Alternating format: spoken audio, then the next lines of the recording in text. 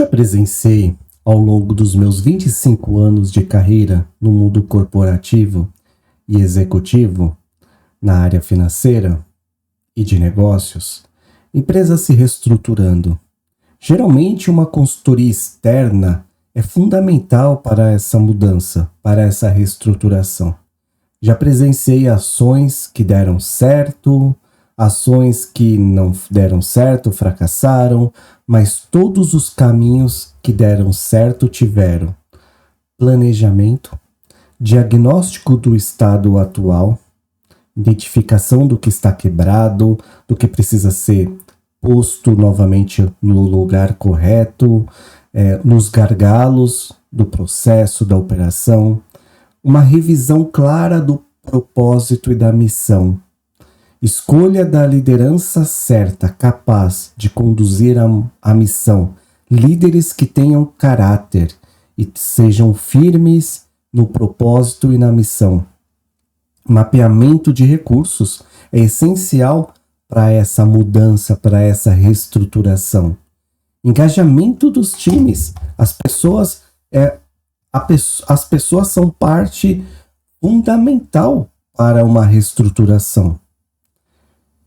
A reorganização, ela é definida no nível de processo, ou seja, cada pessoa executando o processo da maneira certa, da maneira correta, com a competência, com a certificação necessária. E a implementação de uma reconstrução nunca é total e imediata, é gradual, é através de um tempo de restabelecimento da operação. Nessa semana nós vamos estudar isso, porque como numa organização, Israel precisava dessa reestruturação. Deus inicia o processo movendo o líder Ciro, depois desperta o povo, depois restaura os recursos e depois organiza todo mundo por família, funções e responsabilidades. Esdras 1 e 2 é literalmente um plano de reestruturação organizacional. É um manual de reestruturação organizacional. Vamos dividir a nossa mensagem em 3 partes. Capítulo 1, versículo de 1 a 6, deliberação estratégica e mobilização da alta liderança. Capítulo 1, versículo 7 a 11, reestruturação de ativos e alocação de recursos críticos. E capítulo 2, segregação de funções e reorganização da estrutura operacional. A restauração de Israel começa com algo que qualquer organização conhece muito bem: a missão. Antes de qualquer plano, processo ou reorganização, é preciso um claro propósito estratégico. Jeremias já tinha profetizado que o exílio duraria 70 anos. O tempo se cumpriu, agora o movimento de reconstrução precisa de um agente de decisão no topo da estrutura. Esse agente foi Ciro. Ciro ocupava uma posição equivalente à mais alta cadeira do governo da época possível, o governo possível da época. Ele controla todos os reinos da terra. Seu portfólio é gigantesco, sua influência é altíssima, sua autoridade indiscutível. Mesmo assim, ele reconhece algo raro no ambiente executivo. Ele afirma que foi o Senhor, foi Deus que lhe deu todos os reinos. Não vemos isso hoje em dia. Alguém dizer que chegou no poder porque Deus deu. E mais, ele declara que Deus o designou para uma missão específica: reconstruir o templo em Jerusalém. Nenhuma posição institucional impede alguém de ouvir a voz de Deus ou de fazer a obra de Deus, a vontade de Deus. Reconstruir o templo de Jerusalém era uma missão extremamente importante para o povo de Deus. Nenhuma posição institucional pode impedir a missão de Deus de ir adiante. Ciro entende que a missão não nasce nele, ela vem de Deus. Nasce no conselho soberano de Deus, formado por Deus Pai, Deus Filho e Deus Espírito Santo. Não existe um conselho de administração tão poderoso quanto esse. Receber uma missão desse conselho de administração é algo nobre. A responsabilidade de Ciro é responder, alinhar e executar. A missão envolve mobilizar pessoas. Muitos israelitas não quiseram retornar. 70 anos se passaram, aproximadamente 3 gerações, estavam acomodados na Mesopotâmia. Tinham seus negócios, rotina, cultura, segurança. Mas Ciro deixa claro que essa missão não pertence apenas a quem volta fisicamente, ao quem vai voltar fisicamente. Pertencem a todos. Uma aula de mobilização em torno de uma visão. Ele convoca todos a contribuir de alguma forma. Ele especifica o que deve ser entregue: prata, ouro, recursos, bens, suprimentos, oferta voluntária. É uma aula de reorganização ou uma organização de projeto. Deus desperta o espírito dos líderes de Judá e de Benjamim. A missão divina entra no coração da liderança. E quando a liderança compra a missão do conselho, o movimento organizacional se torna inevitável. Isso serve para todas as organizações. Eles se unem em um só propósito. E Ciro emitiu o decreto.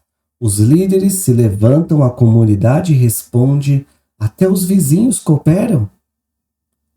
Eles entregam recursos, animais, bens e presentes voluntários.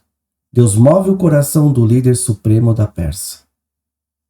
E a partir dessa decisão estratégica no topo, todos os níveis passam a integrar a visão. E que honra integrar essa visão. E que honra ter o nome registrado nessa passagem. Em linguagem corporativa, o conselho define a missão alinhada aos planos de Deus e alinha com a liderança o como executar. E a comunidade operacional assume o compromisso de tornar a missão executável. Com isso, a gente chega ao nosso primeiro princípio ou verdade. Quando Deus define a missão, a liderança responde e a organização avança. Quando Deus define a missão, a liderança responde e a organização avança. Você tem algum negócio próprio? Quem está definindo a missão da tua empresa? A sua missão está relacionada aos propósitos eternos de Deus? Mesmo que você não tenha um negócio próprio, o que dentro de você ainda resiste à missão que Deus já deixou clara para você? Quais áreas do seu coração funcionam como um departamento resistente que se recusa a se alinhar com a missão do conselho? Como você pode responder de forma concreta ao que Deus está despertando no seu espírito? Como despertou nos líderes, para que você pare de apenas ouvir a missão, mas comece a participar e aplicar na sua vida. Segunda divisão, reestruturação de ativos e alocação de recursos críticos. Ciro devolve os utensílios do templo que Nabucodonosor havia levado. Restituição, restitui. Isso é equivalente a uma organização que recupera ativos essenciais ao negócio após anos de crise. É como reaver propriedade intelectual, base de dados, equipamentos, contratos, licenças, ou retorno dos recursos desviados por fraude ou má administração. Os utensílios são listados cuidadosamente no versículo 9. Quantidade, destino. É a própria cena de uma auditoria patrimonial, uma due diligence. Ciro faz uma espécie de inventário para garantir a governança e a transparência. Tive a oportunidade de participar de diversos inventários físicos. Alguns encontrei fraude, outros erros, mas o objetivo final era ter uma lista íntegra, completa.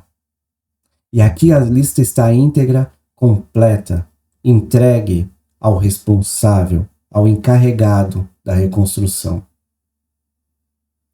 A governança define que ativos precisam e coloca na mão de pessoas certas. Nenhuma empresa pode reativar sua operação principal sem recursos adequados. Sem os utensílios, não há culto. Sem culto, não há identidade. Sem identidade, não há nação. O templo era o centro operacional do povo.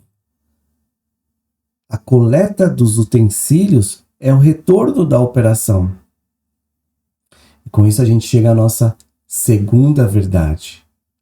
A missão só avança quando os ativos essenciais são recuperados e realocados.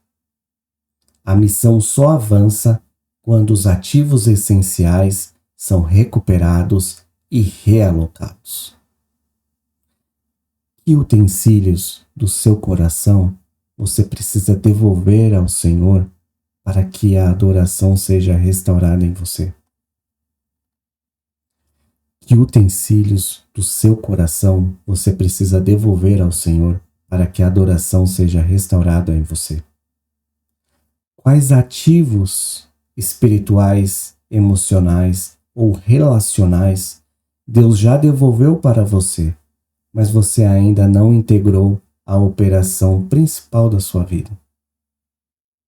Quais ativos espirituais, emocionais ou relacionais Deus já devolveu para você, mas você ainda não integrou à operação principal da sua vida?